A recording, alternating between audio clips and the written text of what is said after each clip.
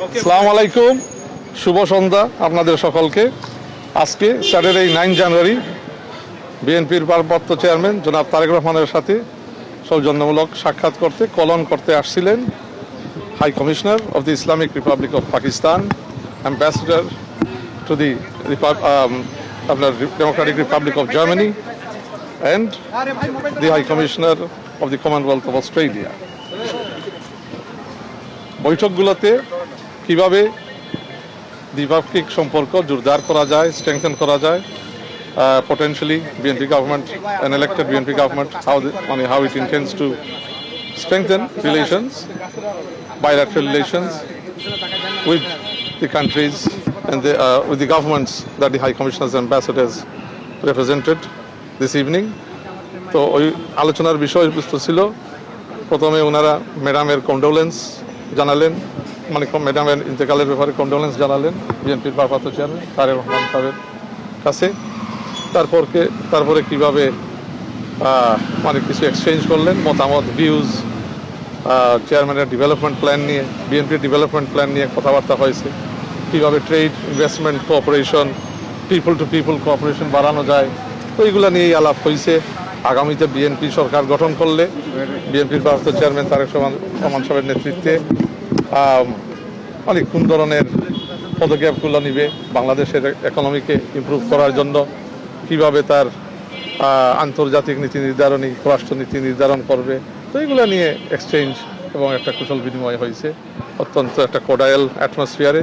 ওখানে উপস্থিত ছিলেন বিএনপির জাতীয় স্ট্যান্ডিং কমিটির অন্যতম সদস্য জনাব নজরুল ইসলাম খান, চেয়ারপারসন সাহেব, ভারপ্রাপ্ত চেয়ারম্যান সাহেবের প্রেস সেক্রেটারি সালেহ শিবলি সাহেব, ভারপ্রাপ্ত চেয়ারম্যান সাহেবের কমিউনিকেশনস অ্যাডভাইজার জনাব মাহদি আমিন সাহেব সহ অন্যান্য কিছু নেতৃবৃন্দ বিভিন্ন বৈঠকে ছিলেন।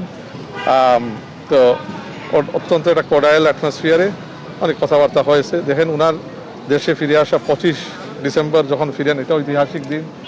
সমস্ত বাংলাদেশ এই দিন ঢাকায় ছিল এবং ইন্টারন্যাশনাল কমিউনিটি এটা রিয়েলাইজ করতে পারে that Tareq Rahman is an important political leader, not just of Bangladesh but of the region. তো এই রিজনের একজন মানে গুরুত্বপূর্ণ নেতা হিসাবে ওনাকে বিবেচনা করা হচ্ছে এবং আন্তর্জাতিক মহল বিশেষ করে ওনার মানে দেশে আসার পরে তারা এখন আগ্রহ নিয়ে সাক্ষাৎ করতেছে, যেহেতু they see that he may potentially be the next elected Prime Minister of Bangladesh. So his views are very important. যেহেতু উনি nation's opposition leader and leading the Bangladesh Nationalist Party into the elections on February 12th. Thank you. ধন্যবাদ। স্থায়ী কমিটির বৈঠকে কি রেগুলারই মোটামুটি series বৈঠক হচ্ছে বিভিন্ন কূটনৈতিক বিষয়ের সদস্যদের সঙ্গে। জি, আসলে কমনলি যদি বলি আসলে মেসেজটা কি, তারা আসলে আগামী নির্বাচন আছে, তাদের কনসার্নগুলো কি? তাদের কনসার্ন না, তারা আগ্রহ নিয়ে আসতেছে ওনার সাথে কুশল বিনিময় করতে, ওনাকে একজন প্রধান রাজনৈতিক নেতা হিসেবে দেখতেছে। এখন শুধু বাংলাদেশের না, বললাম তো এশিয়া প্যাসিফিকে এখন he is a very important prominent leader. তো আগ্রহ নিয়ে এখন সাক্ষাৎ করতে চাচ্ছে, ওনার মনোভাব, ওনার উন্নয়নের পরিকল্পনা, এগুলো নিয়ে আলোচনা করতে আসছে। মানে বিএনপি তো অলরেডি কিছু উন্নয়ন পরিকল্পনা 31 দফার মধ্যে দিয়েছে, সেই সকল বিষয়গুলো কি না আপনারা বিষয় উপস্থাপন করেছেন? হ্যাঁ, 31 দফার বিভিন্ন বিষয় নিয়ে আলাপ আলোচনা হয়েছে।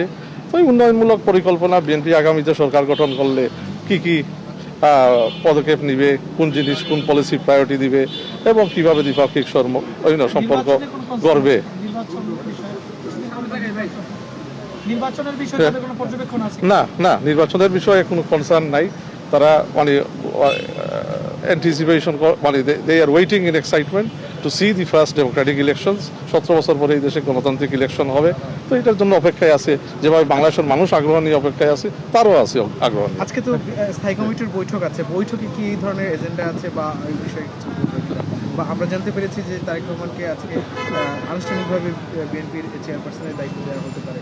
বৈঠকের পরে জানতে পারবেন, আমাদের দফতর থেকে জানানো হবে, মহাসচিব অথবা দফতর থেকে ব্রিফিং আসতে পারে।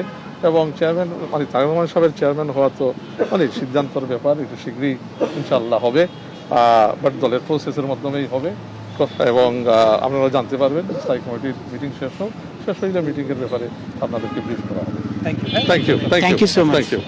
Thank you.